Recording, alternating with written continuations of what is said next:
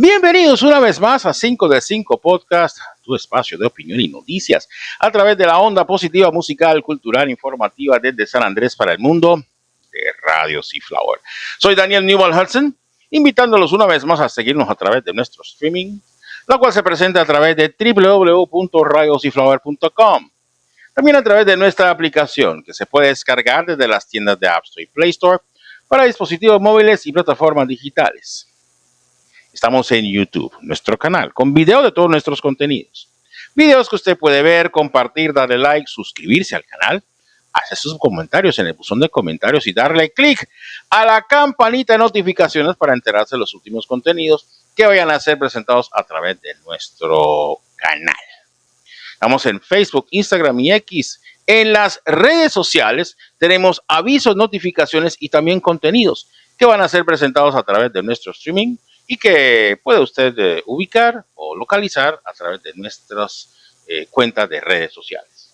Una vez más me presento, soy Daniel Newell Hudson y como siempre decimos cuando arrancamos nuestro espacio, decimos comenzamos. Y comenzamos con nuestro primer tema aquí a través de 5 de 5 Podcast, no sin antes expresar nuestro más profundo sentimiento de luto o de pesar por el fallecimiento de la artista conocida como Totó la Momposina. Totó, como era conocida popularmente, fue una precursora de la promoción del arte autóctono, cultural y folclórico de nuestro país. Estuvo en la entrega del Premio Nobel de Literatura al maestro Gabriel García Márquez. Después fue identificada, localizada por parte de un gran productor musical como lo es Peter Gabriel, que perteneció al grupo Genesis, donde también estuvo Phil Collins, y él se encargó de tomar el material de Totó la Momposina y llevarlo a los 5 continentes. Y pues Totó la Momposina no solamente interpretaba con el grupo folclórico, sino también con orquesta. Y fue reconocida a nivel mundial. Ella fallece luego de una penosa enfermedad que no la limitó. Ella, a pesar de todo, seguía interpretando su música y haciendo sus actividades folclóricas como gestora cultural, hasta que ya en el día de hoy fallece. Estaremos dando más información acerca de este fallecimiento aquí a través de 5 de 5 Podcast, pero antes que nada queremos expresar nuestro más profundo pésame a la familia de esta gran artista que deja un legado enorme que muchos sabrán continuar en el tiempo. Hay muchos artistas, muchas personas que se sentaron y compusieron canciones con ella y seguramente seguirán el legado de Totó la Momposina. Lo que hizo Totó quedó grabado y se va a replicar muchas veces, así como con otros artistas que ya han fallecido, pero que aun cuando suenan sus canciones todavía siguen llamando la atención, aún siguen impactando en la memoria y en el corazón de los amantes de la buena música. Totó la Momposina, que descanse en paz. Nuestro mensaje desde 5 de 5 Podcast. Muy bien, vamos a nuestro primer tema aquí a través de 5 de 5 Podcast y nos referimos a que ya empezó el baile, la danza política, el cotarro con relación a la elección o a las elecciones para el 5 de julio, las elecciones que elegirán al próximo gobernador de San Andrés, Providencia y Santa Catalina. Son elecciones atípicas y como dice su nombre, en atípicas, son elecciones que no van a durar el periodo constitucional que establece la ley. Este simplemente es una elección para completar el tiempo que le falta al gobernador o al elegido en el 2023, para que complete el periodo. Quedan año y 5 meses en esa elección atípica.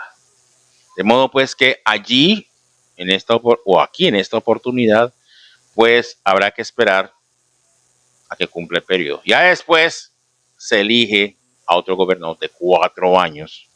Es la primera vez que pasa esto en San Andrés y Providencia. Aunque ya hubo en alguna ocasión unas elecciones atípicas, que lo que buscaban era empatar todas las elecciones que se fueran a hacer en todo el país. 4 años para todos. Y eso pasó aquí en San Andrés y Providencia, cuando primero se eligió a Susani Davis Bryan como gobernadora y posteriormente a Álvaro H. Núñez como gobernador. Ambos hicieron 2 años y medio cada uno, fueron 5 años, y ahí fue donde empataron todo en una sola elección. Al siguiente gobernador, o sea, Pedro Gallardo, que fue elegido en el 2008 o en el 2007, ocupó su cargo el 1 de enero del 2008 y ahí en adelante. Nunca había pasado esto y ahora pasó. Por eso uno no puede decir de esta agua no beberé o decir nunca me va a pasar, porque le va a pasar. Le va a pasar de alguna manera u otra y tiene que estar preparado. Hay varios candidatos que están sonando, no están confirmados. Rómulo Araiza Taylor, ya vimos varios videos de él en redes sociales diciendo yo voy a aspirar a la gobernación. Él ya estuvo en la anterior elección. El señor Bernardo Bent Williams, conocido como Masco en el ambiente popularmente, él también quiere aspirar.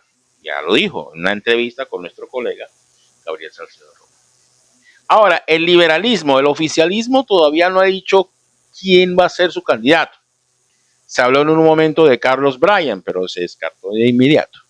Posteriormente se habló acerca de Patrick Davis, quien es diputado del Partido Liberal. Fue el diputado con más segunda votación del Partido Liberal en las elecciones de asamblea.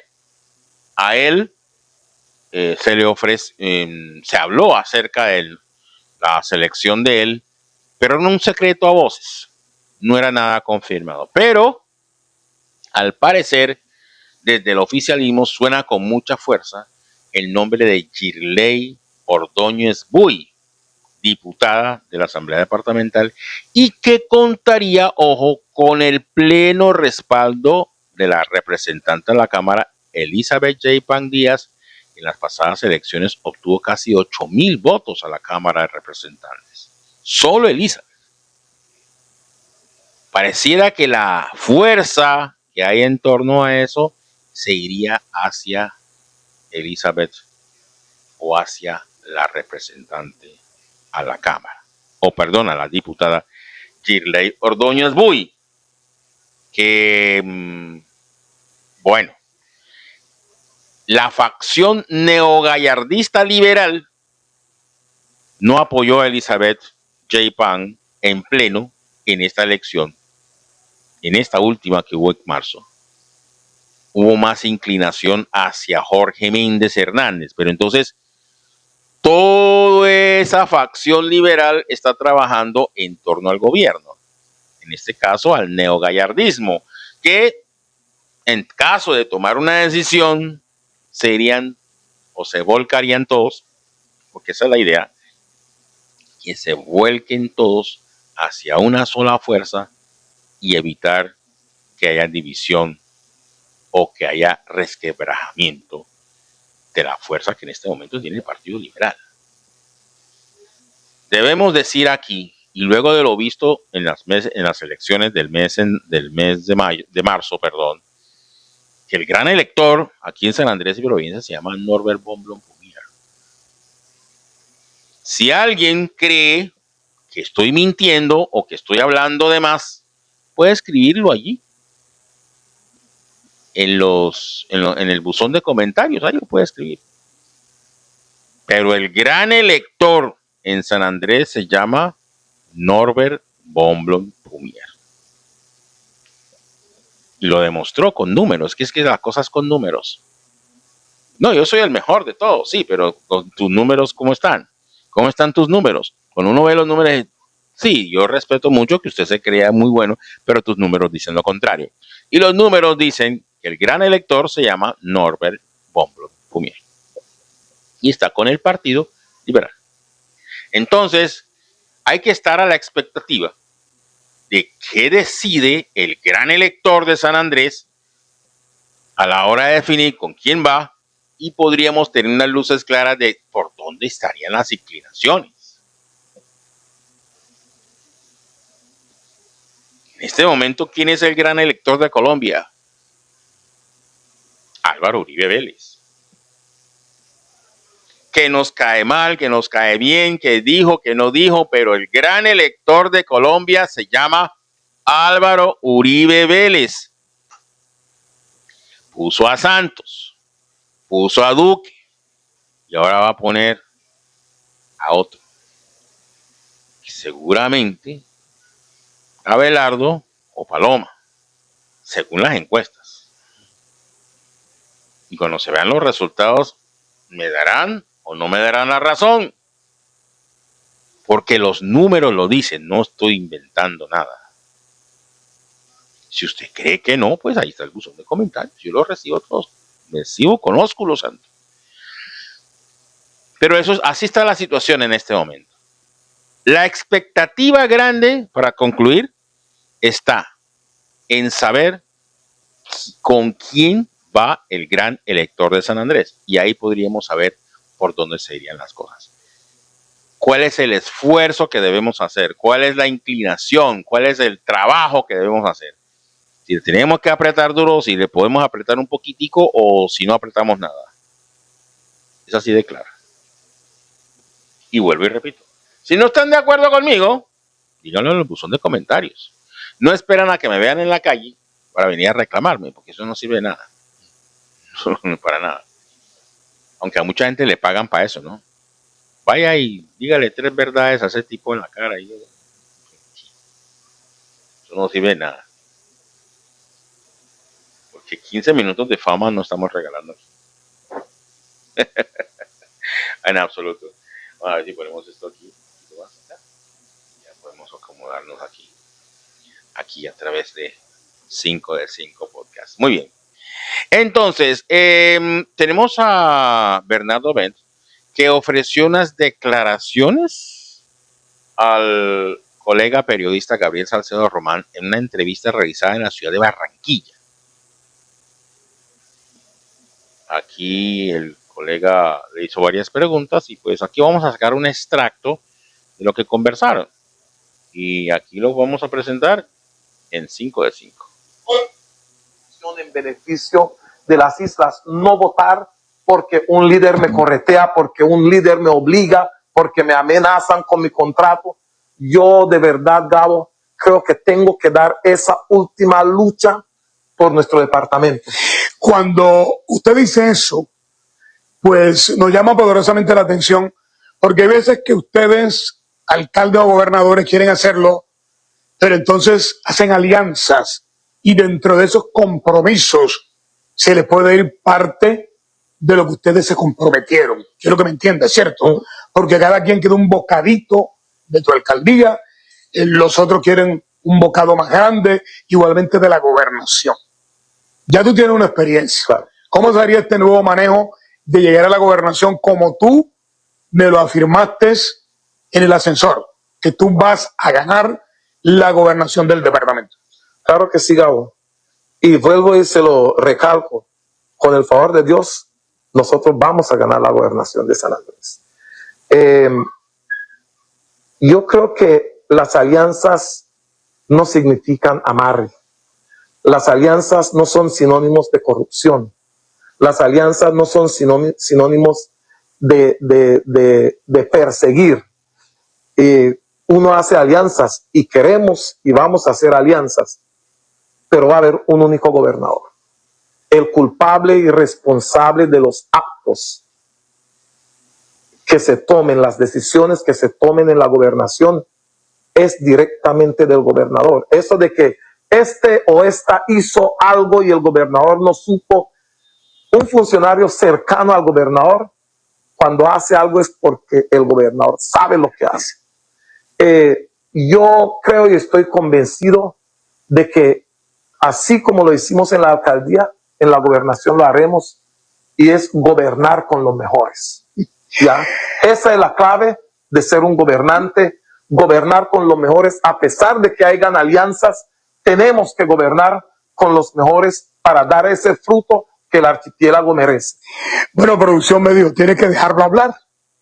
Y eso es exactamente lo que estoy haciendo. Estoy preguntando, pero estoy dejando hablar porque yo no soy el de la controversia. La controversia tuya va a ser con tus opositores, los otros candidatos directamente y con los grupos que ellos manejan. De tal manera que para Masco la alcaldía le quedó pequeña. No ha estado en los últimos pensamientos de tu vida volver a lanzarte, ya no, porque creo que no vas a retroceder después de ser candidato a la gobernación, pero nunca antes estuvo haber regresado a la alcaldía. No, Gabo, el hombre cumple ciclos. Y yo tengo eso claro, que los ciclos cuando se repiten son fatales. Yo fui jefe personal de la alcaldía, no aspiro a regresar, fui jefe de presupuesto, fui almacenista, fui concejal, fui alcalde. Yo creo que yo quemé esos ciclos. Deben venir otras personas. Yo no creo en la reelección. ¿Ya? Cuando tú te reeliges, mira, Gabo, cuando tú dejas un cargo de estos, siempre salen personas que te traicionan. Siempre salen personas que no estuvieron satisfechos.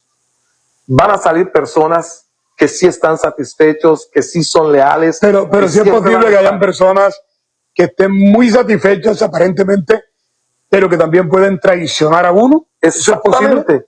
Caín traicionó a Abel. ¿O no es así? ¿Usted siente que en ese trabajo en la gobernación alguien cercano ha podido no tener el comportamiento que usted esperaba? Siempre pasa.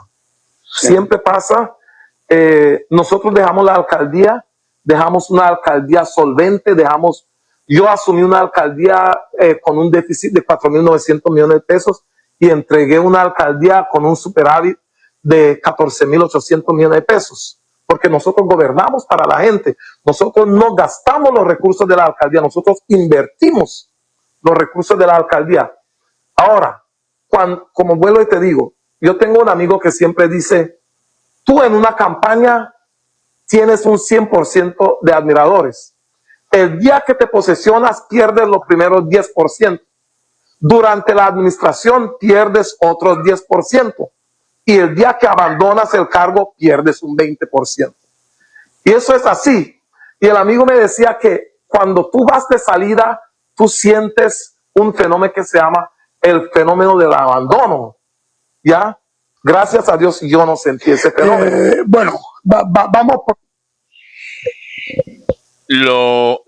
A lo que dijo Bernardo Benz, a lo que dijo Masco, yo le haría una pequeña acotación. Y es que los políticos tienen dos momentos cumbres en su carrera: el día que los eligen y el día que toman posesión. Después de eso, todo viene cuesta abajo. Es así, claro y conciso. Es más, el tipo sale del gobierno y nadie se acuerda de quién es, quién fue, quién lo ayudó, nada. Están pensando en el que sigue. Y así va todas las carreras o todos los procesos electorales. De modo pues que a Masco es probable que le vaya bien en esta elección. Es probable que no llegue a ganar. Es complicado que llegue a ganar, más aún cuando no tiene esa cercanía con la maquinaria, y más aún cuando tú piensas decirle a la gente, despréndase de lo que ya tienes, a ver si de pronto consigues algo conmigo, y si no consigues algo conmigo, pues ya eso es culpa tuya. O si yo llego y no te puedo ayudar porque los que están hacen negocios, o los que llegan hacen negocios con otro tipo de gente, y como tú estabas con el otro gobernante o con el que estaba gobernando, entonces dicen, no, tú no vas, porque tú estabas con el que estaba gobernando. Ahora venimos nosotros y te dejan por fuera. Entonces, pierdes pan para hoy, hambre para mañana. Y así se dan todas las elecciones. Por eso las personas no sueltan un bejuco sin antes haber agarrado el otro bejuco. La de Tarzán, mejor dicho. Es así de claro. Entonces ya escuchamos a este candidato que acaba de hablar, el señor Bernardo Bent Williams, que ya dijo, está aspirando a la gobernación, él quiere ser gobernador de San Andrés y Providencia en esas atípicas, pero ya lo habíamos comentado en un anterior programa, y es que este gobernador tendrá año y 6 meses, de pronto menos, para poder gobernar. No va a poder hacer mucho. Tiene que empezar con un nuevo proyecto, con un nuevo plan de desarrollo. Va a terminar ejecutando lo que dejó el otro, porque es muy poco el tiempo que le da. Mejor dicho, el imperio del tiempo para el gobernador que viene en las atípicas es muy corto. Y pues para una persona meterle plata a una campaña para gobernar por año y medio, pues no le resulta tan atractivo. Tiene que ser 4 años.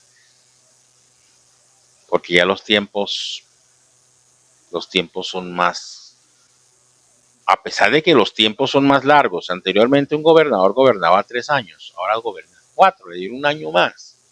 Lo mismo que un presidente.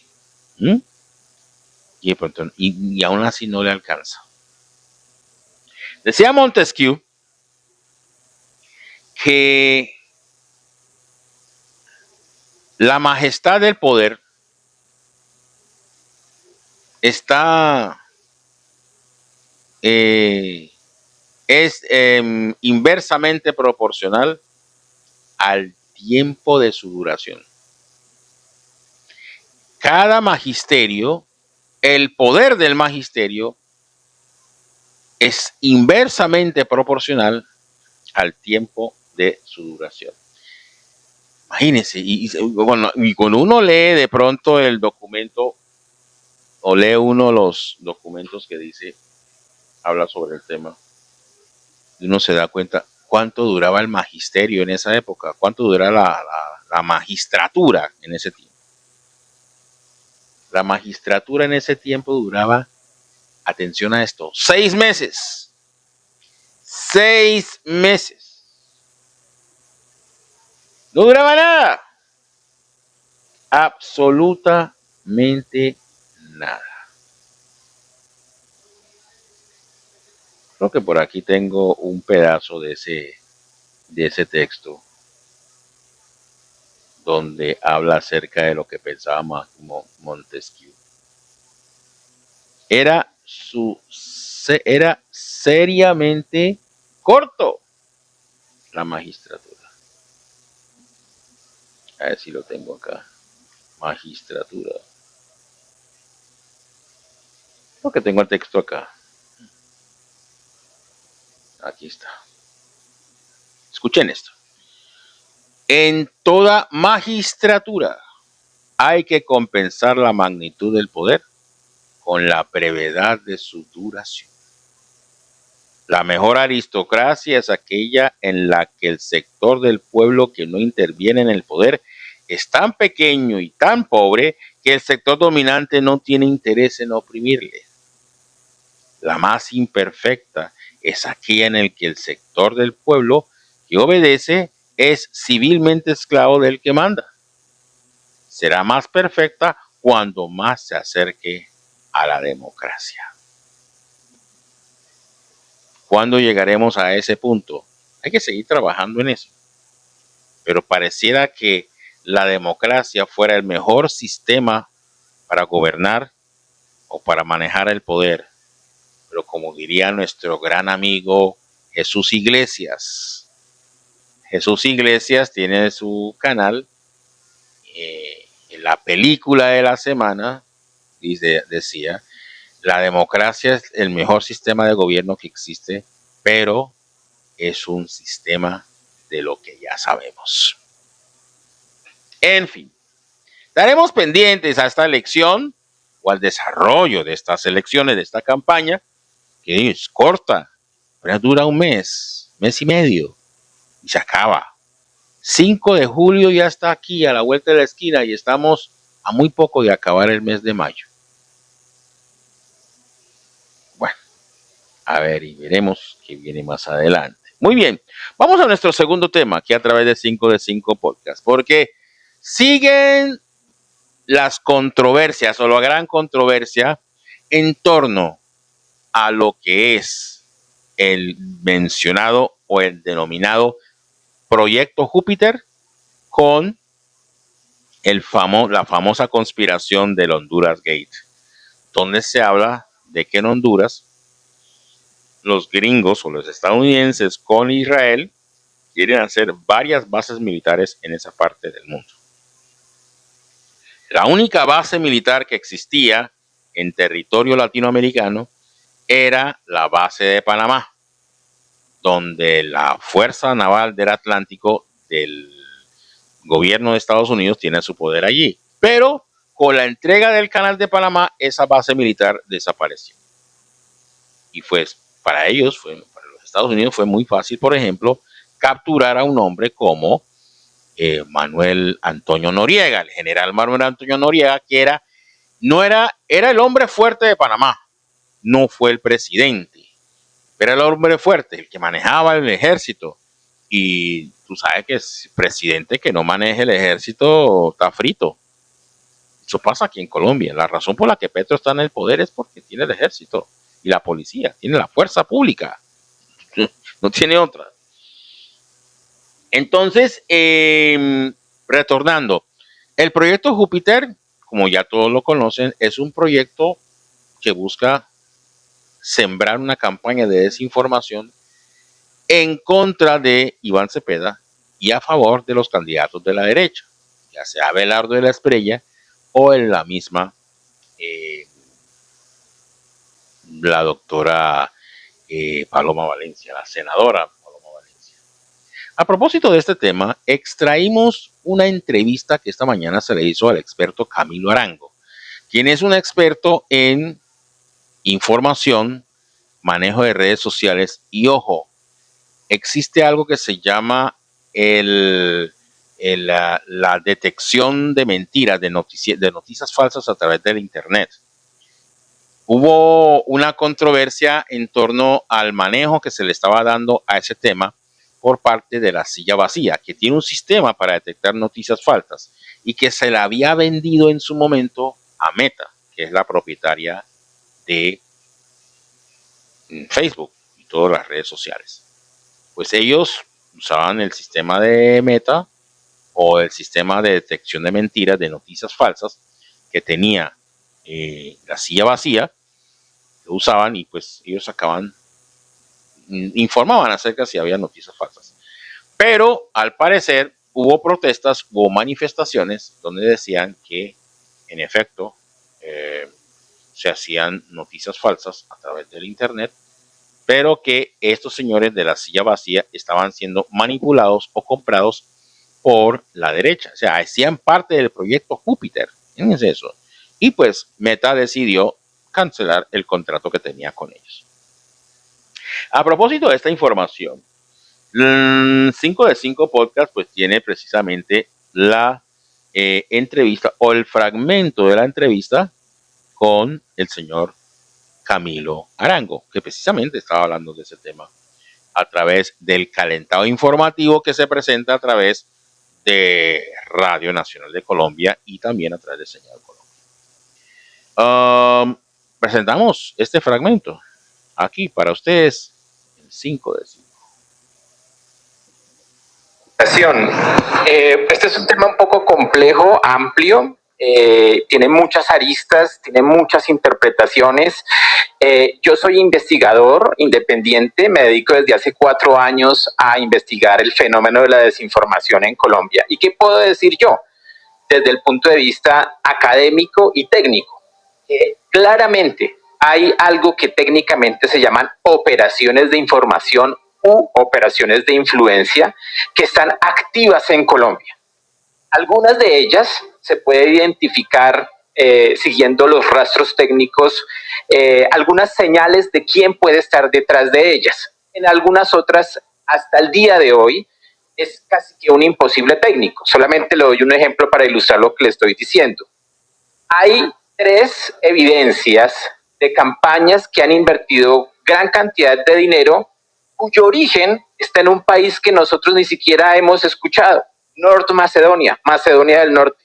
Hoy están activas esas campañas. Hoy en Colombia están activas, en mis investigaciones, 9 campañas. Algunas podría tener alguna relación con lo que usted menciona de Honduras Gate y con el señor que Cuestión Pública llama perfilador. Algunas no lo vamos a saber y tal vez nunca lo vamos a saber, porque esto se ha llevado a unos niveles de sofisticación complejos en los cuales hay que hacer una investigación muy profunda que ni siquiera gobiernos han podido descubrir cómo funciona esto a su interior en la parte técnica. Entonces, eso es lo que yo puedo decir un poco. Y aquí viene pues otro tema que es un poco complejo editorialmente hablando, y es cuáles son las labores de algo que a mí me parece muy importante en un país, que son los fact-checkers, pero también al mismo tiempo cabe hacer una discusión técnica editorial acerca de cómo funcionan estos fact-checkers. En mi opinión son muy importantes y los respeto muchísimo, pero sin embargo yo no puedo entender cómo pueden tener financiación de las plataformas donde se difunde la desinformación, cuyas plataformas tienen la capacidad técnica de evitar esta situación. Entonces se encuentra un conflicto de interés que se tiene que hablar, se tiene que discutir, tenemos que abordarlo y la gente tiene que saberlo. ¿Por qué lo tiene que saber? Sencillamente por una razón.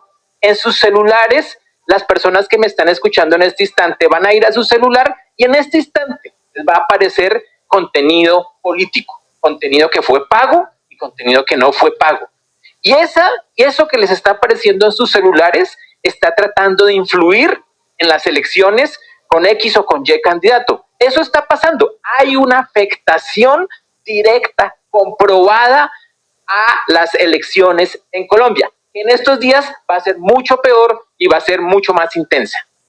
Camilo, ¿desde hace cuánto se ha podido o cree usted que existe esta operación Júpiter? Nosotros más o menos hace un mes empezamos a hablar de ella, pero ustedes pueden de pronto hacer ese rastreo exacto de hace cuánto estamos nosotros y están todos los colombianos enfrentándose a este fenómeno electoral que no solamente y está lejos de ser solo una estrategia de Jaime Bermúdez o de la silla vacía. Es difícil relacionar exactamente la palabra Operación Júpiter con operaciones que buscan la desinformación, pero le doy un ejemplo. Hace 2 años publiqué en mi blog, el que ustedes estaban citando, de una operación que se llama Colombia al Día, que tiene varias páginas. Tiene Bogotá al Día, Colombia al Día, y se trasladó hoy a Trabajo para el Arriendo. Hace 2 años publiqué que había más de 500 piezas digitales circulando en Internet con una gravedad absurda, y es que estaban recopilando datos personales de personas en Colombia. Desde hace 2 años, le repito, hay una evidencia técnica de que hubo una operación pensada en elecciones y que digamos, el rastreo permite identificarla operando desde hace 2 años. Entonces, por lo menos en lo que me respecta a mí y de mis investigaciones, yo tengo evidencia técnica y ahí en el blog pueden ver la cantidad de anuncios que había, anuncios de desinformación, anuncios donde se desfigura la figura humana de un político X o Y, anuncios donde se captó dato personal de las personas, que esto es muy importante porque la evidencia existe. Hay una base de datos, hubo personas creando bases de datos con nombre, celular y correo de colombianos, y esos datos, eso no lo hicieron monjitas de la caridad para mejorar algo digitalmente de comunicación. Hubo ahí algo que no se sabe quién es, y específicamente en esta campaña que lleva 2 años, no se ha podido identificar quién es el autor detrás de esta campaña. Yo ya tengo algunas pistas, pero no he podido publicarlo porque hay que verificarlo 2 o 3 veces para no cometer errores.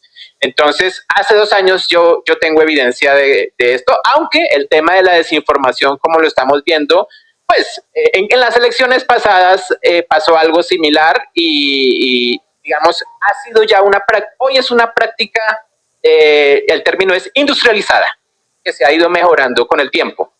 Sí, Camilo, yo quiero que le expliquemos un poco a la audiencia finalmente cuál es la importancia de que a través de redes sociales también se capten sus datos en el marco también pues de una campaña electoral. En la investigación que usted hacía y que publicó hace unos días a través de X, pues hablaba precisamente de estas piezas, de esta página, de Está en Nuestras Manos, que el mismo Jaime Bermúdez pues afirma que es donde se sube contenido del proyecto Júpiter. Piezas, como usted lo decía hace unos segundos, que deslegitimaban no solo al gobierno nacional, sino que atacaban a candidatos directamente como Iván Cepeda y Abelardo de la Espriella. Finalmente la gente llega, ve este contenido a través de redes sociales, cómo se quedan con sus datos y para qué los utiliza finalmente en época electoral. Es difícil establecer con certeza matemática para qué se utilizan esos datos, pero le voy a dar ejemplos de lo que haría cualquier marquetero digital con datos. El primero, y es muy importante porque esto fue la idea de Cambridge Analytica, y es que tú tienes un volumen de datos en una base de datos, tú sabes la edad de las personas, tú sabes una cantidad enorme de datos de las personas y puedes hacer algo que se llama microsegmentación. ¿Qué es la microsegmentación? Que el operador que está haciendo la campaña de comunicación puede ir a públicos específicos con una efectividad muy grande que antes no se tenía. Entonces le voy a dar ejemplos, 2 ejemplos concretos. A muchas mujeres entre la edad de 50 y 65 años les debe estar llegando un mensaje específico que los investigadores y la opinión pública en general no saben que existe. Ese mensaje está llegando a unas edades, pero no solamente está llegando a unas edades, sino también a unos comportamientos. Y aquí hay una cuestión muy grave, por ejemplo, con el tema de fe o los creyentes. Entonces, es posible con esta acumulación de datos y con las plataformas llegar a personas que son creyentes de X o Y religión. Y esas personas pueden ser explotadas porque ya hay mucha documentación al respecto que habla de las vulnerabilidades del creyente. Entonces los operadores políticos lo saben y por eso hay anuncios publicitarios que explotan ese tipo de vulnerabilidades en las personas y así usted puede contar cantidad enorme de vulnerabilidades en las audiencias colombianas. Le doy otro que es muy complicado y que es básicamente, entre comillas, nuevo en Colombia. El uso de inteligencia artificial para mostrar personas que no existen. Está en nuestras manos, tenía un panadero que no existe. En Colombia no sabemos diferenciar entre una figura de inteligencia artificial y un señor que es verdad. Entonces, esos lo aprovechan estos operadores políticos para engañar. ¿Qué es lo que decía el señor panadero? Ay, que no me alcanza la plata para hacer las cosas porque este gobierno me dejó en la ruina. Ese operador, ese artefacto no existe, pero la gente cree que existe porque es difícil identificar la diferencia entre la voz falsa y la voz verdadera. Incluso para investigadores como yo y para todos los que nos dedicamos al OSINT, hoy por hoy es supremamente complejo identificar si algo es creado con IA. Entonces usted podrá ver que esto es un sancocho de elementos que claramente están afectando a las personas en su diario vivir. Nada más hagan ustedes ahí mismos el ejercicio. Métanse a Instagram en este instante o a TikTok, hagan scroll y les aseguro que van a encontrar anuncios que tengan que ver con temas políticos, no solamente publicidad, sino también contenido orgánico, que es otro tema un poco más complejo también. El fact-checking. El fact-checking resulta vital en estos días, pero entonces también está el límite ético de saber si el fact-checking que están haciendo estas firmas especializadas lo están haciendo bien o simplemente están recibiendo plata por debajo para decir que es o no es falso. Es que la evolución de la inteligencia artificial. El otro día yo compartía una imagen de una mujer caminando en la lluvia y me preguntaban, bueno, ¿y eso qué tiene que ver? Una mujer caminando con celulitis con ropa ajustada en la lluvia.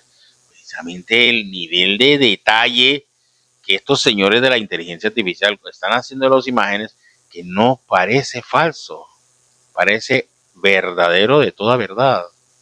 Y para notar la diferencia es muy berraco, aunque hay una especie de brillo en la imagen, en la figura de la persona que está caminando o que está allí haciendo su actuación, pero se sabe que, bueno, si uno no conoce, uno sabe que esa persona no es capaz de caminar así o de hablar así o de decir ese tipo de cosas, pero hay gente que no. Y cuando escuchan o ven ese tipo de maniobras, pues todo cambia. Es necesario tener el fact-checking, pero el fact-checking ético, o más bien no ético, pero que por lo menos no engaña a la gente. Pero ahora están diciendo que la CIA vacía que hacía fact-checking a través del Facebook, pues resultó falso y Meta, como ya lo dijimos, les quitó el contrato que tenían. Porque supuestamente estaban siendo financiados por la ultraderecha. Hacían parte del proyecto Júpiter. De nuevo modo, esto no se va a acabar ahora. Posiblemente cambie la estrategia porque ahora está en plena ebullición. Pues viene la primera vuelta y la segunda vuelta y después de eso ya se elige al presidente, ya no hay nada que hacer. Pero vendrá la oposición diciendo que el gobierno está haciendo las cosas mal y sacando una cantidad de cosas. En fin, estaremos muy pendientes al desarrollo de esta información. Esperamos que esta ilustración que nos regaló Camilo les haya servido porque vamos a nuestro tercer tema, el 5 de 5 podcast, porque bueno, a Alex Saab lo mandaron para Estados Unidos. Y no solo eso, sino que desde el mismo régimen o del mismo gobierno venezolano, quienes el remanente del régimen chavista está diciendo que este señor no era venezolano. Qué curioso. Después de que negociaron el intercambio de espías estadounidenses con este señor, Alex Saab, hicieron el intercambio en el gobierno de Joe Biden, pidieron a Alex Saab y lo nombraron ministro y una cantidad de cosas, pero ahora dicen que el hombre no era venezolano, que el hombre es colombiano, que de efecto es, pero que usó papeles falsos. Tremendo, ¿no? El mejor momento para ser chavista en este momento tan crucial. Pero nuestro amigo Alberto de Filippis, que tiene un canal llamado Noticias Beto, nos regala esta joya de Alex Saab. Nos explica qué es lo que está pasando en Venezuela con Alex Saab. Tomamos la información y la compartimos con ustedes en 5 de 5. Esta semana, Venezuela metió voluntariamente en un avión al colombiano que más sabe sobre el dinero del chavismo y lo mandó directo a los fiscales de Miami. No lo capturaron, no hubo orden judicial internacional, lo deportaron ellos mismos. ¿Por qué un gobierno que lleva 25 años resistiendo a Washington haría eso? Eso es exactamente lo que te voy a contar. Para entender lo que pasó esta semana, primero tienes que entender quién es Alex Saab y cómo llegó donde llegó. Alex Naim Saab Moran nació en Barranquilla, Colombia, empresario, origen libanés, sin perfil político. En los años 2000 tenía negocios de textiles y alimentos, el tipo de persona que aparece en una reunión de negocios y no recuerdas al día siguiente. En 2011 firmó su primer contrato con el gobierno venezolano de Hugo Chávez, casas prefabricadas, visión vivienda, dinero público venezolano, proveedor colombiano, nadie lo detuvo. Así que lo repitió. Y cada vez los contratos eran más grandes y los controles más débiles. Hasta que en 2016, con Maduro ya en el poder y Venezuela en caída libre, le llegó la oportunidad definitiva. El gobierno de Maduro tenía un problema enorme. Después de 2 décadas destruyendo la economía productiva venezolana, millones de familias no podían comprar comida básica en el mercado, y un gobierno que no puede alimentar a su población pierde legitimidad rápido. La solución fue el programa CLAP, cajas de alimentos básicos distribuidas directamente por el Estado. Arroz, harina, frijoles, aceite, pasta. 7 millones de familias dependían de esas cajas para sobrevivir. Y Saab fue el proveedor central de ese sistema. Lo que la Oficina de Control de Activos Extranjeros del Tesoro de Estados Unidos documentó en sus registros públicos es esto. Saab cobraba al gobierno venezolano el precio íntegro de los alimentos, entregaba una fracción, y la diferencia, cientos de millones de dólares, según la Fiscalía Federal, desaparecía en una red de 25 sociedades en jurisdicciones con opacidad financiera. Eso está en documentos públicos del Tesoro de Estados Unidos, verificables, descargables. El dinero salía de Venezuela y tenía que llegar a algún lado.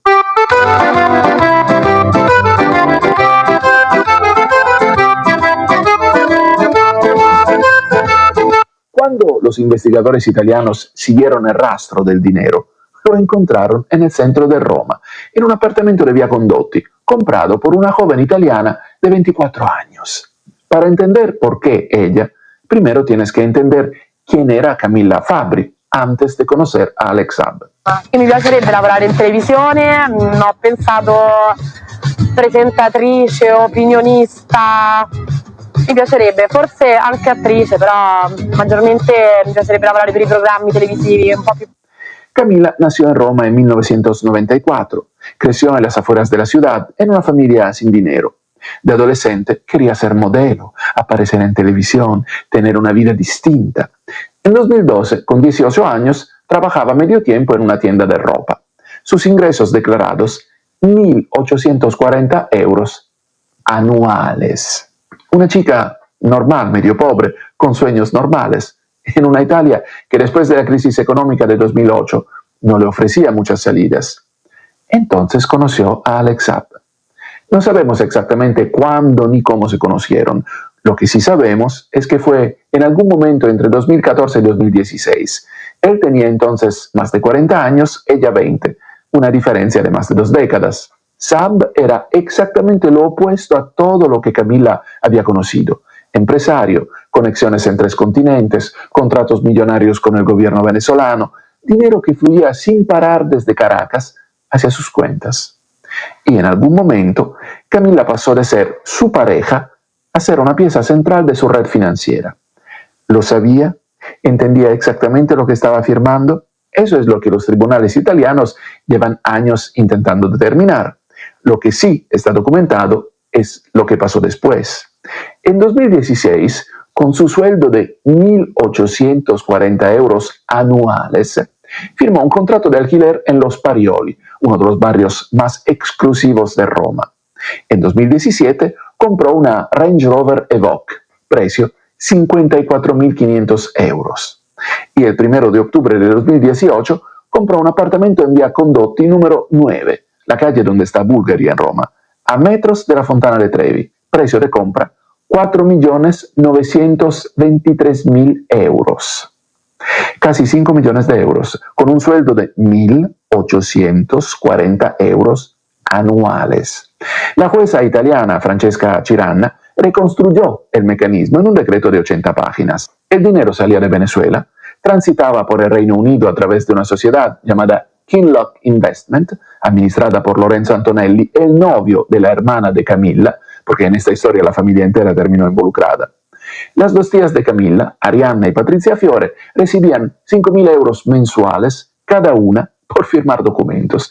Ellas mismas lo confirmaron en chats familiares interceptados por la policía. En octubre de 2019, las autoridades italianas confiscaron el apartamento y bienes por más o menos 10 millones de euros totales. Camilla no esperó a que llegara la orden de arresto, desapareció. Primero Moscú, donde tuvo su segundo hijo con Saab, luego Caracas, donde el mismo gobierno que la había hecho millonaria la recibió con los brazos abiertos.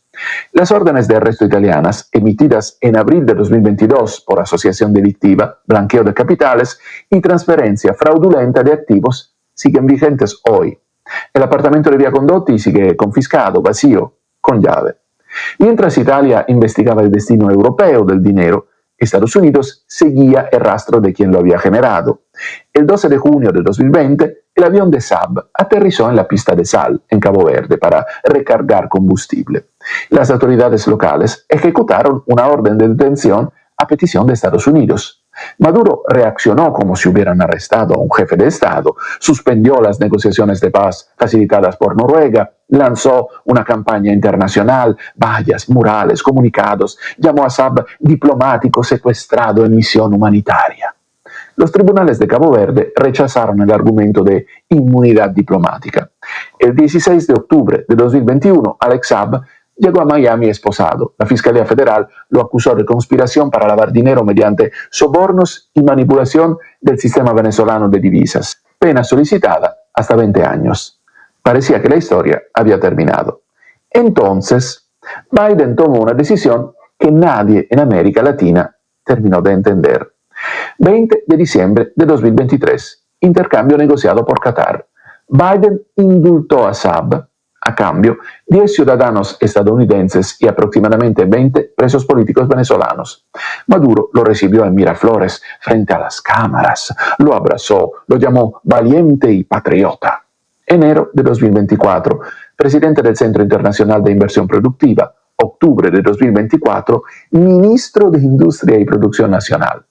El arquitecto del esquema CLAP, miembro del gabinete venezolano. Y Camila Fabri, desde Caracas, producía el reality show que elegía las canciones para la campaña electoral de Maduro y dirigía la misión Vuelta a la Patria, el programa para atraer de regreso a los migrantes venezolanos. La mujer cuya fortuna contribuyó a generar esa migración, ahora gestionando el programa de retorno. Esta era la situación a finales de 2024. Entonces llegó el 3 de enero de 2026. Nicolás Maduro fue detenido y trasladado a Estados Unidos. Y todo lo que acabas de escuchar, la red, el dinero, los contratos, los nombres, quedó de repente en manos de alguien con mucho que ganar contando lo que sabe. Lo que viene ahora no es solo la historia de un testaferro que cayó, es la historia de quien más puede caer con él. Y hay nombres colombianos en esa historia. Para un segundo, si llegaste hasta aquí, ya entiendes cómo funciona el dinero del chavismo mejor que la mayoría de personas que siguen esta historia. Lo que viene en el capítulo 2 es el análisis que nadie está haciendo en los medios colombianos. ¿Por qué Delcy Rodríguez se entregó a Saab esta semana? ¿Qué pregunta incómoda deja eso sobre Colombia? ¿Y qué significa que el nombre con más información sobre las redes financieras del chavismo esté ahora frente a fiscales federales? Dale like, suscríbete si no lo has hecho. Ayúdanos en buymeacoffee.com/MundoBetoTV. Un café nos ayuda a seguir adelante. Seguimos. Alberto de Filipis, Noticias Beto, que nos regala esa primera porción. Mañana estaremos con la siguiente porción. Es una historia no muy larga, pero resumida, me parece a mí, con los detalles que no faltaron.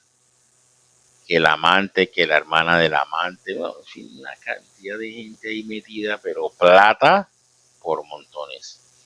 Estamos hablando del lavador más grande que existió en el chavismo. Esa plata se la robaban y la mandaban para otro lado, y muchos pensaban que eran otro tipo de negocios los que tenían los chavistas, los maduristas. Ay, Dios. En fin, estaremos muy pendientes a lo que sigue. Hay una pelea enorme entre Paloma Valencia y Abelardo de la Espriella, porque Abelardo de la Espriella fue abogado de Alex Saab. Pero la gente o quienes están maquinando todo esto siguen diciendo, no, es que él fue abogado de él, entonces él, como fue abogado, entonces está manchado, y dele, y resulta que ya no trabaja con él. Y usted está metido en un lío grande, yo mejor me abro. Pero siguen hablando y hablando de que el hombre estuvo con él, y que el hombre está con él, y que está manchado, en fin. Los intolerantes. Queremos la paz para Colombia, pero ahí estamos pregonando la intolerancia. Habrá que ver. Pero sí es claro de que Alex Saab tiene mucho que decir. ¿por qué los venezolanos entregarían a Alex Saab con tantos secretos que debe decir? Seguramente quieren terminar de hundir a Maduro y ellos quedarse allí, o por lo menos salirse del problema, porque mientras estén en el poder puede que les ayude a solucionar el problema, pero también los terminan manchando. Vamos a nuestro cuarto tema, aquí a través de 5 de 5 Podcast, porque bueno, las encuestas. Las encuestas siguen demostrando que Iván Cepeda es el favorito a ganar, por lo menos en primera vuelta, estas elecciones. Estuvimos consultando con nuestra amiga Majo Botía, que es una politóloga muy buena, por cierto, y que está, o más bien tiene su canal o su cuenta de Instagram. Y a través de esta información que nos vienen solicitando o que nos ha suministrado, nos ha contado un poco acerca del por qué el hombre está primero en las encuestas, qué es lo que está proponiendo. ¿Tú sabes qué está proponiendo Iván Cepeda? Bueno, si sabes, puedes ponerlo ahí en nuestro buzón de comentarios, pero ¿usted sabe algo? Si no sabe, pues aquí se lo contamos. Majo Botía para 5 de 5. El hombre que hoy lidera varias encuestas presidenciales en Colombia no ha sido alcalde, no ha sido ministro y ha sido criticado por no asistir a debates presidenciales hasta ahora, argumentando que se necesitan ciertas condiciones, pero tiene una historia que pocos políticos pueden igualar. Hoy te cuento quién es Iván Cepeda y por qué es importante conocerlo antes de votar. Para entender a Iván Cepeda hay que empezar por el exilio. Nació en Bogotá en 1962, pero siendo niño su familia tuvo que salir del país. Su padre, Manuel Cepeda Vargas, era dirigente de la Unión Patriótica, un partido que fue exterminado. Más de 5.000 militantes asesinados, incluyendo congresistas y candidatos presidenciales. Vivió en Praga, en La Habana y regresó a Colombia aún siendo niño. Estudió filosofía, se especializó en Derecho Internacional Humanitario y fue profesor en la Javeriana. Su vida parecía académica hasta 1994. Ese año asesinaron a su padre, un senador en ejercicio, víctima de un crimen reconocido como parte del exterminio contra la Unión Patriótica. Ahí todo cambió. Iván Cepeda dejó la academia y se convirtió en una de las voces más fuertes en defensa de las víctimas del conflicto armado en Colombia. Fundó organizaciones de víctimas, lideró movimientos por la verdad y la reparación y recibió reconocimientos internacionales por su trabajo en derechos humanos. Pero también tuvo que exiliarse por otras amenazas. Y cuando volvió, dio el salto a la política. Llegó al Congreso en 2010, luego al Senado en 2014. Desde ahí impulsó investigaciones contra funcionarios del Estado, promovió leyes contra la impunidad en violencia sexual en el conflicto y participó como facilitador en procesos de paz con las FARC y otros grupos armados. Y algo clave, ha enfrentado directamente a figuras muy poderosas. Su pelea con el expresidente Álvaro Uribe marcó la política colombiana durante años. Cepeda presentó denuncias por presuntos vínculos con el paramilitarismo. Uribe lo denunció a él también. El resultado, la Corte archivó el caso contra Cepeda y abrió una investigación contra Uribe. Un episodio que muestra el tipo de político que es, uno que no le huye a los conflictos grandes.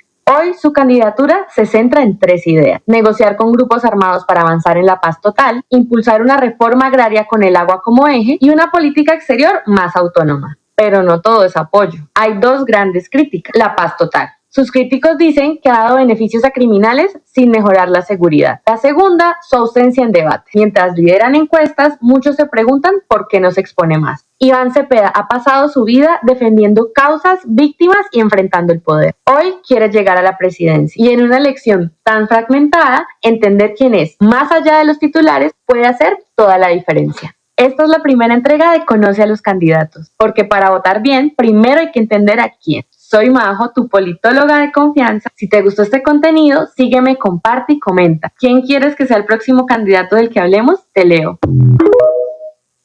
Es como para arrancar, ¿no? Majo Botía, gracias a Majo por esa información sobre Iván Cepeda. ¿Por qué está encabezando las encuestas? Pues bueno, y tiene una razón. Danilo Palacios, acto seguido, nos presenta una información acerca de qué es lo que está pasando con las encuestas y los debates. ¿Qué está pasando? Hay un enfrentamiento fuerte por el segundo lugar. ¿Será que el uno va a apoyar a la otra cuando lleguen? ¿O será que la otra va a apoyar al otro? ¿Le va a cargar el bolso como suelen decirse? Está complicado. Las encuestas dicen que ambos, tanto Paloma como el mismo Abelardo, podrían derrotar a Iván Cepeda en la segunda vuelta, que es lo que suele suceder, por ejemplo, en un país como Ecuador, donde el correísmo de Rafael Correa siempre gana en primera vuelta, porque son mayoría. Pero ya cuando se unen los de la derecha, pues hombre, los manes derrotan al hombre. Porque el correísmo todavía sigue pegado allá en Ecuador. Escuchemos a Manuel o a Danilo Palacios a través de su cuenta de TikTok y para 5 de 5. Iván Cepeda puntea las encuestas, pero la pregunta es, ¿por qué la derecha está fracasando tanto en sus estrategias? Uno, porque han basado su campaña en el lenguaje del odio y la deslegitimación del otro, llamando a la violencia política y simbólica. El tipo sale a leer. Tiene más carisma un cadáver. No hay video de Abelardo del Espriella o de J. Hernández en el que no estén insultando al contradictor político. Todo lo que expanden es odio, insultos, rechazo. Y ni un voto para este sujeto, que sin duda alguna puede ser peor de peligroso. Y no hay debate con Iván Cepeda en el que Paloma Valencia no termine alterada, calumniándolo y repitiendo que es el guerrillero heredero de las FARC y que la va a matar. No me vaya a mandar a matar, senador Cepeda. Pierden la cordura, terminan agrediendo, terminan gritando, terminan insultando, pero no exponen ninguna propuesta al país. Han basado su campaña en deslegitimar a todo el contradictor político, invalidando su organización política y su preferencia. Por ejemplo, a la minga indígena nunca la bajaron de minga narcoparamilitar financiada por Petro. ¿O se acuerdan de estos muchachos que en Bogotá perseguían ciudadanos preguntándoles si iban a votar por Iván Cepeda y cuando les decían que sí, les ponían enfrente una foto de guerrilleros y les preguntaban si ellos querían tomarse una foto con esos guerrilleros y si ellos eran cómplices del reclutamiento de niños y las violaciones y las tomas guerrilleras del conflicto armado? ¿Se va a votar por Cepeda? Claro. Bueno, yo tengo una pregunta. ¿Se tomaría aquí una foto con los amigos de Cepeda? Para humillarlos y exponerlos públicamente. ¿En serio, Daniel Briceño y todos sus muchachos, ustedes creen que esa estrategia les trae votos? Y pues a todos los que defendemos las ideas progresistas, pues ya mismo nos meten delitos, nos dicen que apoyamos no sé a quién delincuente, que somos narcoguerrilleros, o sea, se basan en la deslegitimación del contrario político. Tercero, han basado su campaña en la profundización del racismo y la exclusión. Y esto no empezó en enero, viene mucho atrás, con unas declaraciones muy fuertes contra lo que no es esa élite blanca que representa los buenos valores, lo que simboliza el capitalismo según ellos, lo que debe ser la homogeneidad cultural colombiana.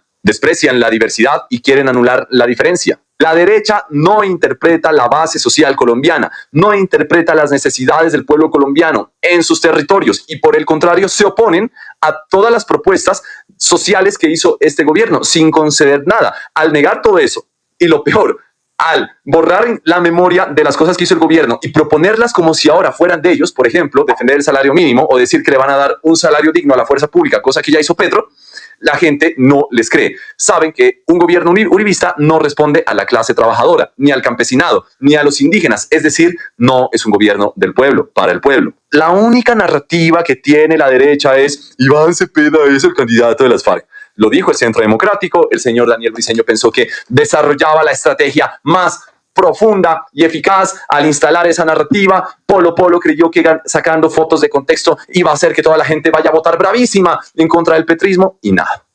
La intención de voto de la derecha no despega. Pero hay que aclararle a Danilo, y es que la división en este momento de la derecha, es decir, no hay una concentración de todos los candidatos de la derecha en un solo candidato, y eso ha permitido que en este momento estén divididos y que la base electoral que podría tener Iván Cepeda esté alta. Pero, ¿qué va a pasar cuando ya vayan a segunda vuelta y todos los de la derecha se vayan con un solo candidato o con una sola candidata? Esa es la gran pregunta. Y pues ahí han tratado de responderlo a través de varios medios de comunicación, pero no han sacado pues las conclusiones pues debidas. Por último, tenemos el comentario de la representante de la Cámara por el departamento de Arauca, ex candidata al Senado de la República, y que está muy pegada con Abelardo de la Espriella, y es Lina María Garrido. Ella ha tenido como base la encuesta realizada por Atlas Intel, que a propósito no hace encuestas, hace sondeos, que es muy diferente, pero ha servido para demostrar que el hombre va bien, por lo menos en los sondeos, no en las encuestas. Atlas Intel es una encuestadora internacional que hace sondeos, pero no está autorizada por el Consejo Nacional Electoral, porque esa es la otra. Estos, como se llama, estas encuestadoras tienen que estar avaladas por el Consejo Nacional Electoral. Y ojo, ya a partir de esta semana, después de esta semana, ya no se pueden hacer más encuestas. Ya hay una veda en cuanto a encuestas se refiere. Escuchamos a Lina Garrido para 5 de 5.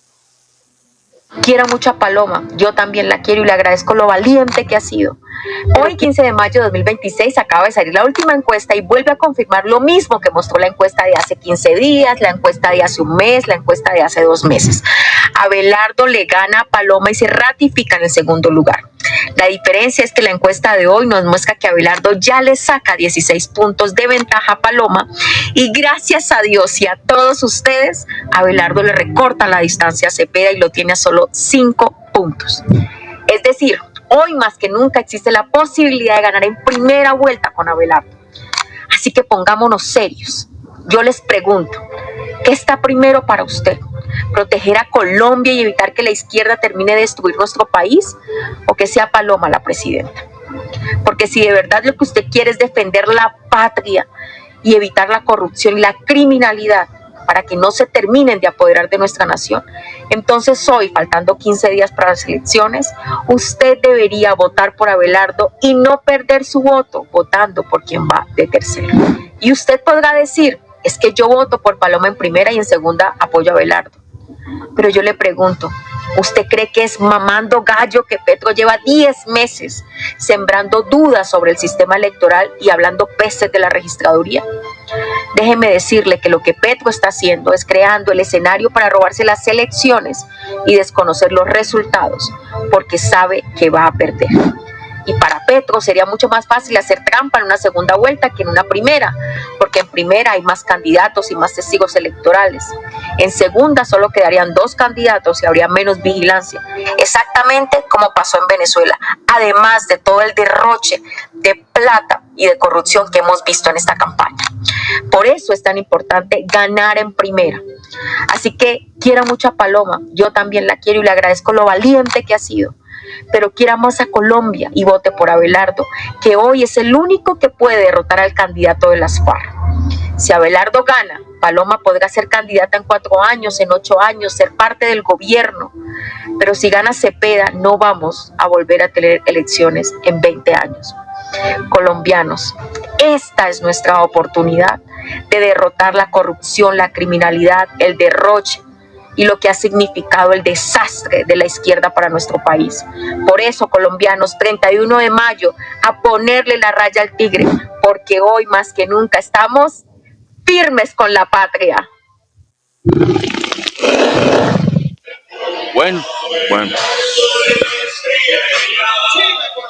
Bueno, Abelardo de la Espriella, el tigre. Hay que colocar, según Lina María Garrido, no yo, hay que poner otra raya al tigre. Pero ojo a este tema con relación a las encuestas de Atlas Intel. No es que no tengan credibilidad, pero es curioso que solamente en esta encuesta de Atlas Intel, que no hace encuestas, hace sondeos, esté ganando Abelardo, o que Abelardo esté por encima de Paloma. Pero en el resto, Inbamer, Jan Haas, Yarumo, todas las demás, Paloma va antes que Abelardo. Y está claro que si Paloma llega a segunda vuelta, Abelardo, o más bien, le gana a Iván Cepeda. Porque todos los de la derecha se van a ir al mismo lugar. Track. Aún si el mismo Abelardo, o más bien Abelardo diga que le va a ayudar a cargar la maleta a Paloma, todos se van con la derecha y ahí sí porque estamos viendo también que Iván Cepeda, pese a que va adelante en las encuestas, no ha pasado al techo de los 40 o del 40%.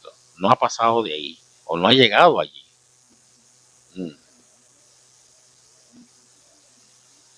Merece un análisis ese tema y estaremos analizándolo antes de finalizar o antes de llegar al día de las elecciones, que estaremos transmitiendo para ustedes a través de Radio Ciflower en nuestro live de YouTube Live. Estaremos llevando la información y también a través de nuestra emisora que se emite en www.radiociflower.com y también a través de nuestra aplicación que se puede descargar desde las tiendas de App Store y Play Store para dispositivos móviles y plataformas digitales.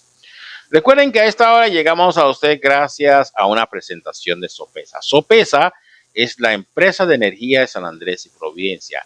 Sopesa, transmitimos buena energía. También estamos a través o con la presentación de Supergiros. En Supergiros estamos realizando pago de renta ciudadana, también de devolución de IVA y el subsidio de adulto mayor. Recuerde, Supergiros, tú y tu dinero prefieren a Supergiros. Y también estamos con Provigas. Ya están los precios del cilindro de gas propano en San Andrés y Providencia para el mes de mayo.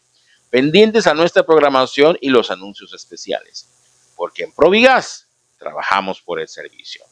Vamos a nuestro último tema aquí a través de 5 de 5 Podcast, y es que nuestra gran amiga, la representante de la Cámara, o más bien la senadora electa, Jennifer Pedraza, nos habla acerca de una situación que se presenta con las personas que consumen material pornográfico o sexual. Se habló acerca de personas quienes consumían esto o quienes cometían actos sexuales con menores de edad, pues las niñas como actores sexuales. Y resulta que anteriormente a estas mujeres se les denominaba trabajadoras sexuales.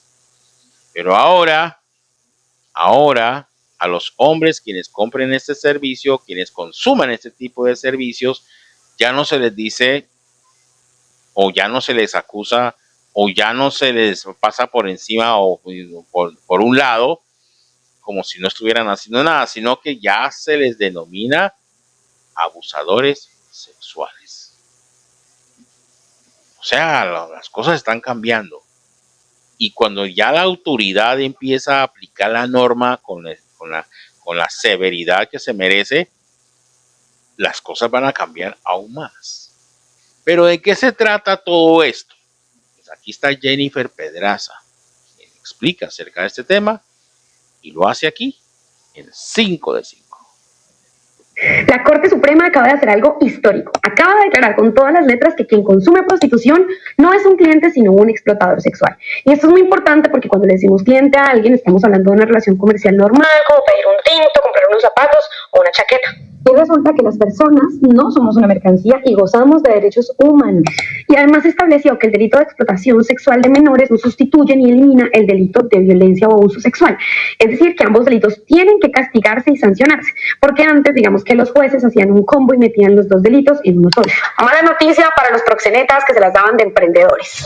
Esto es súper transformador porque rompe con la tradición que interpretaba en estos casos como si el abuso sexual de menores y la explotación sexual de menores hiciera todo parte de una misma transacción. Así es como si el dinero validara o justificara o permitiera este tipo de violencia sexual.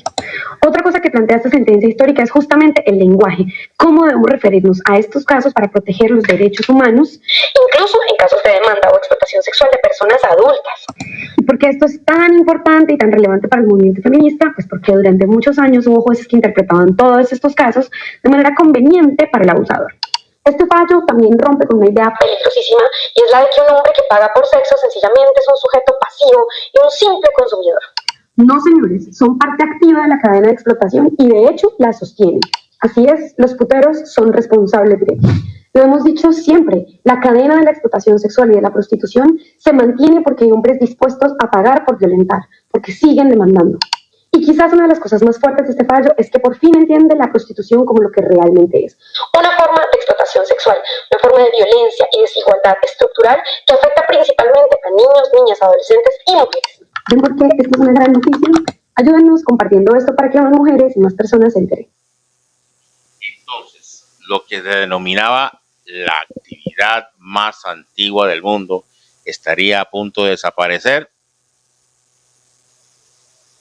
Como diría José Feliciano, amanecerá y veremos. Cuando a usted le hagan una invitación a una cosa de esas, venga, le voy a invitar, le voy a regalar una ida donde las niñas, recuerda, a usted lo están metiendo en problemas. Simplemente diga, señor, hágame el favor y me respeta. Me respeta porque si yo quiero llegar a tener relaciones sexuales, lo hago con mi esposa o con mi pareja sentimental. Yo soy una persona decente. No entiendo por qué a mí me tildan de indecente haciéndome esa invitación. Y puede venir de personas que son o que andan vendiendo la idea de que son decentes, pero que no lo son. De modo pues que positivo lo que hace la Corte Suprema de Justicia. Y que una mujer como Jennifer Pedraza, no sé si tendrá novio o tendrá pareja, imagino que sí, pero me imagino que le pone las tildes en las IES a la hora de exigir respeto. Y eso está bien, está bien.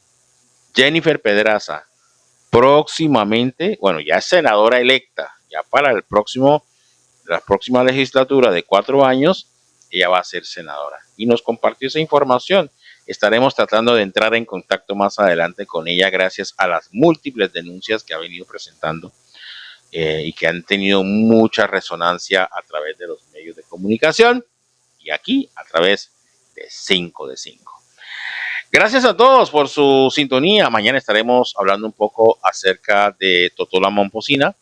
Tenemos una entrevista que se le hizo a un compañero de ella del grupo folclórico que la acompañó durante casi toda su carrera y que estuvo a través de Radio Nacional de Colombia. Estaríamos compartiéndolo aquí a través de nuestra programación. Pero por lo pronto, soy Daniel Newell Hudson. Gracias por estar con nosotros aquí en esta programación a través de 5 de 5 Podcast, tu programa de opinión y noticias a través de la onda positiva musical, cultural, informativa desde San Andrés para el mundo de Radio Seaflower. Estamos en www.radioseaflower.com, nuestra aplicación que se puede descargar desde las tiendas de App Store y Play Store para dispositivos móviles y plataformas digitales. Estamos en YouTube, nuestro canal, con video de todos nuestros contenidos. Videos que usted puede ver, compartir, darle like, suscribirse al canal, hacer sus comentarios en el buzón de comentarios y darle, así es, clic en la campanita de notificaciones para enterarse de los últimos contenidos que vayan a ser presentados a través de nuestro canal. Estamos en Facebook, Instagram y X. En las redes sociales tenemos avisos, notificaciones y también contenidos que hacen parte de nuestra programación y que usted puede compartir en nuestras cuentas de redes sociales. Una vez más me despido, soy Daniel Newell Hudson, invitándolos a continuar en la sintonía de la programación de la onda positiva musical, cultural, informativa de San Andrés para el mundo. ¡Feliz tiempo! Y que el Señor los bendiga. Muchas gracias.